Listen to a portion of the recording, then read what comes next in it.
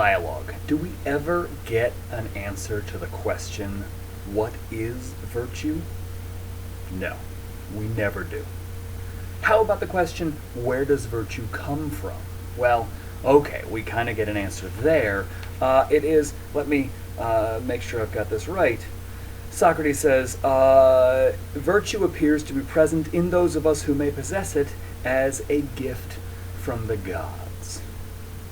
Are you kidding me? 20 pages of Plato for it's a gift of the gods? Where does virtue come from? Oh, I don't know. Maybe just the gods bless us with it. They just smile on you and that's where it comes from. That is an incredibly unsatisfactory answer. Why do we care about the question of what is virtue after all? It's not just some academic question to us. We're not just asking for theoretical purposes or because we want to do philosophy. We care about the question, what is virtue? Because I want to be a good person. And if I want to be a good person, then I want to be able to recognize virtue because I want to be able to do virtuous things. It comes to us as a gift from the gods. That is not a helpful answer.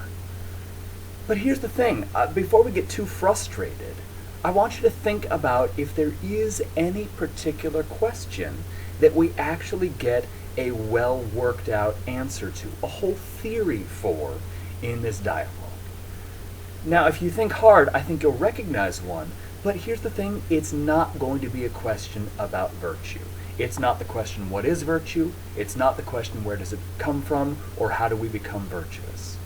The only question that we get a good answer to in the dialogue is the question, how do we learn things? And of course, how is learning possible? Well, we've got a theory answering that question. That theory, recollection. But now, if you pause and pay attention to that, here's what I think we have to recognize.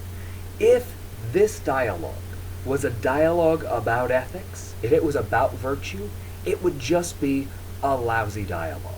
It doesn't tell us what virtue is. It gives us a really helpful answer as to where does virtue come from.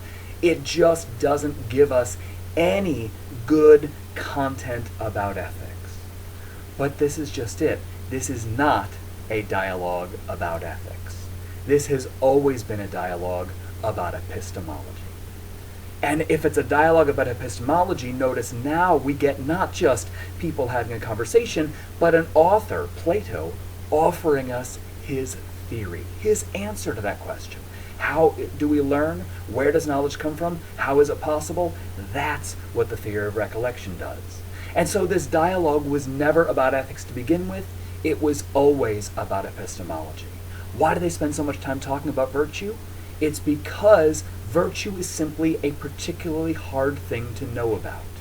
Virtue is simply the thing to get them talking so that Meno could say, I don't think we can ever know what this is. So that Socrates can say, did you say we can never know things? Let me tell you about recollection. Virtue was only ever an example. And therefore, once they've got the theory here as to how learning is possible, how knowledge is possible, now we can go back to talking about where virtue comes from. It doesn't really matter if we're talking about where virtue comes from or what virtue is. We're not going to figure everything out today.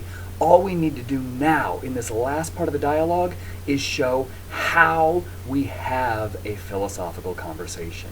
If you don't already know something, and if I don't already know something, then how do you and I try to figure it out together?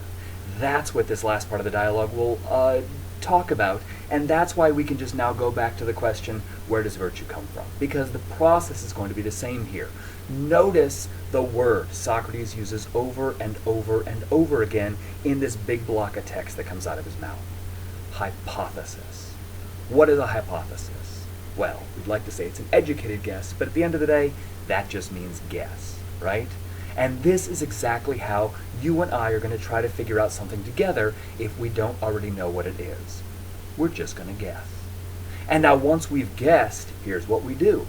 We go back and we treat that guess exactly the way we treated Meno's definitions in the first part of the dialogue. I'm going to ask critical questions, I'm going to pick away, I'm going to see if it holds up, I'm going to see if it makes any sense. And if it doesn't make sense, well, then we figured out our guess was wrong, and now we move on.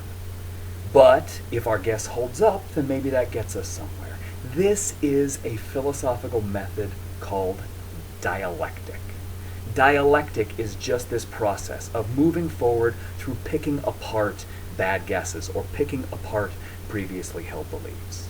So we offer up a hypothesis, we test it out, and we watch it fall apart. Watching that fall apart shows us how we can maybe try again better. And now we try again better, and we're just guessing again. And so we watch our guess fall apart, and that helps us figure out how to try again better, etc., etc. It's just like your hunt from the Zarga flax. At the end of the day, we're just guessing where it might be. We just know, thanks to that theory of recollection, that if we accidentally find it, we're going to recognize it as the truth. And that is where philosophy can finally stop.